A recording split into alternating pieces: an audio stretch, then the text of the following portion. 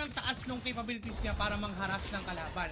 And the thing na ginagawa ng Virtus Pro is doon sila umiikot sa top lane kung saan nando ulit Super Gorka. Tumalon nga lang si Don. Pinapawalling Star Moon na natin yung North Patrick kanina. Revitalize na gamit na. Pero doon nandun pa may vengeance siya. Kaso hindi epekto yung vengeance sa sakit. Sila yung nasasaktan ngayon. Isa tumba. Kapalit lang din naman ng isa.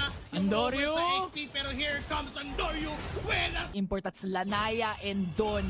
At ngayon, kinakailangan nilang dumepensa ng malala dahil Lord Chijing in the mid lane. AOG kumagat!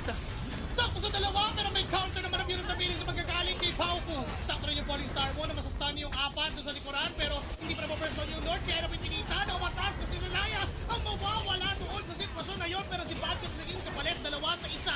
Lamang ang Rare Atom parang bilang checkpoint doon sa dadaanan ay hindi nagamit ng side ng Rare Atom yung skill na yon onto their extent, but here comes the AOG, papasok muli. Ito si Pluto doon sa gitna at nahuli niya, ito si Pauku, nagamit na Andoryo! sa Phoenix, si Andoryo sa likuran nga lang, wala kang tatakbuhan. Saan ka pupunta? Ngayon yung Ugisano kilay na gamit na. Napatas na rin para sa Mikey. Ang naging target, si Super Igorka. Pinapalo. Apat para umupensa pa. Dalawa sa gitna. At mukhang ito na ang simula ng katapusan ng game.